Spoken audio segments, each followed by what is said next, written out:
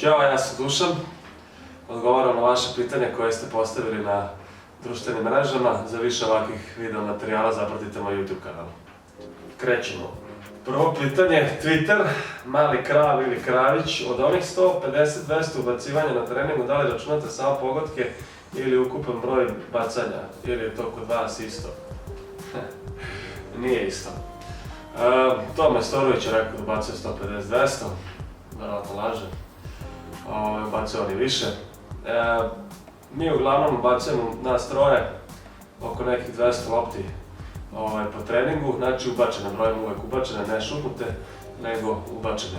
To su razne pozicije, sa distance, trojka, slobodna bacanja, sve brojimo kao jedno. Sljedeće pitanje. Aleksandar Stanković, Mr. Bulletproof, da li hoćeš da mi prodaš kačket? Ne. Prelazimo na Facebook. Dimitrije Vrhovac, kako se početi baviti basketom kao ti? Pozdrav za Dimitrija, jedan od najboljih navijača naše ekipe, uvek prati šta god se dešava. Kako početi se baviti basketom kao mi?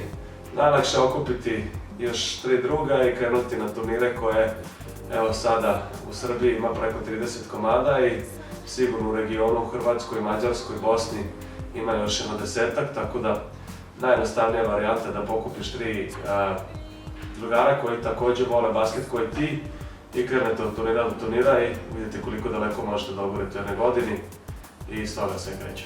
Marius Vasilescu, do you remember your first tournament that you have attended?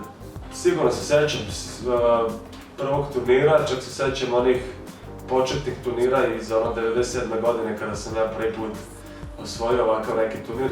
Baš na tom turniru nisam puno igrao, bio sam nezadovoljan svojom igrom.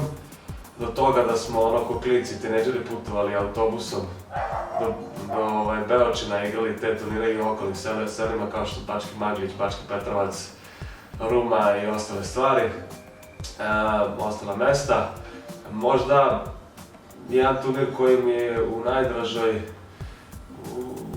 najviše volim da se setim kad sam bio 2010. 4x4 na 2 koša, to je isti jedan oblik uličnog basketa, bio je pod pokroviteljstvom Jadranske lige. Osvojili smo taj turnir i posle toga 2011. godina 1-1 turnir u Srbiji, King of the Rock, gde sam bio pobednik.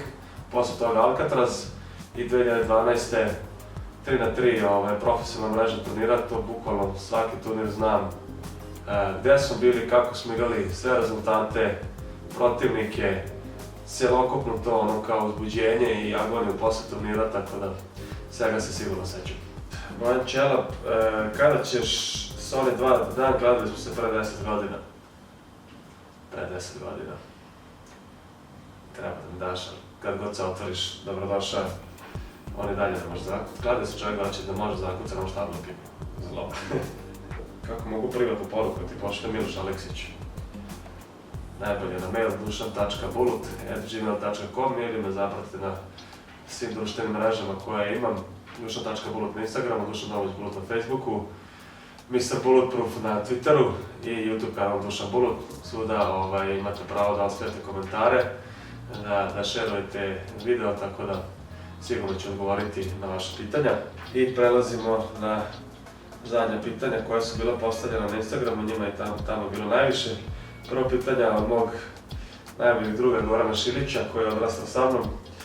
Dok si bio mlađi, da li te basket sa drugarima učinio boljim i da li je to iz razloga zato što su drugari bili mnogo bolji od tebe? Basket mi sigurno učinio boljim i učinio me da sam trenutno bolji čovjek od svih vas. Ako si me razumio. Da li ćete praviti basket 3x3 turnir u Novim Banovcima? Ne. Ja se ne bavim o Novim Banovcima, mislim da je prava adresa Dejan Mestorović i košarkaški klub Dunav iz Banovaca koji sigurno mogu da vam pomognu oko toga i mislim da bi Banovci da sigurno služe jedan spektakl basketaški, ali od mene ja neću se baviti sigurno pravljenjem turnira u Novim Banovcima. KLARICD na Instagramu, šta najviše voliš, polu distancu, trojku, kucanje ili sa polaganjem?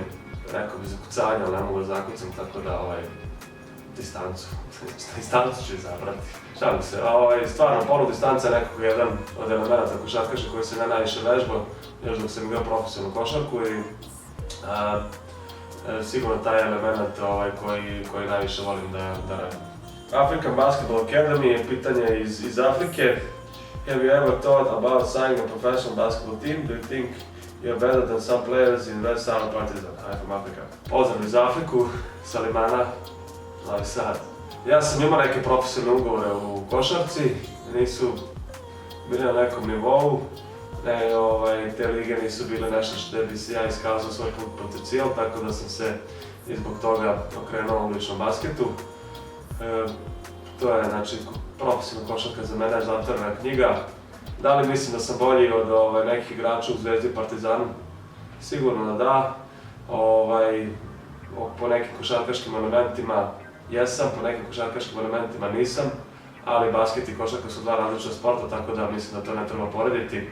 Jer kao i u košarci, tako i u basketu svaki igrač ima svoju određenu ulogu i ulogu šta treba da radi, tako da ne može neke stvari totalno da uradi kao neki najbolji igrač u klubu, ako je ima sporednu ulogu.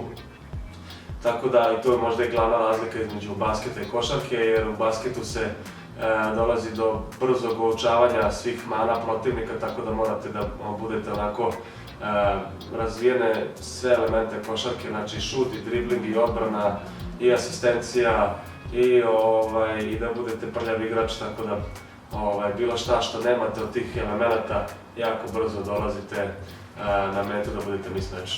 Miha Lop, 83.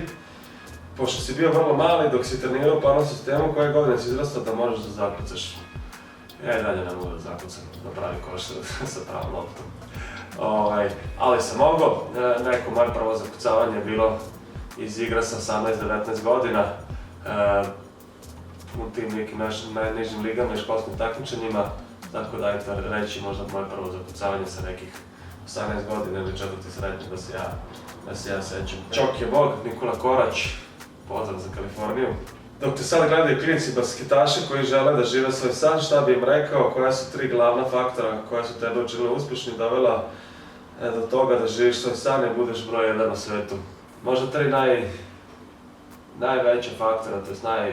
faktori koji najviše odlučuju o mojoj sudbini i mojoj putanji su sigurno rad, posvećenost i rešavanje problema. Znači svaki problem koji sam imao u toku moje karijere, ja sam pokušao da ga rešim, svaku kritiku koju su mi dali treneri ili neke druge stvari, znači imam lošu odbranu, popravio sam odbranu, imam loš šut, popravio sam šut, bio sam mali mršav, rekao sam moram da ojačao sam. Znači te sve stvari, sve stvari sam gledao da usavršim i da napredujem i danas volim da radim na svim elementima i ne samo košarkaškim elementima, nego i onim nevidljivim stvari koje se ne vide na terenu, to je znači ponašanje van terena, karakter, sukob sa autoritetom, poslušnost, ne znam, doći tačno, biti tačan na treninzima, davati sve što imaš tog dana na treningu, isticanje u grupi,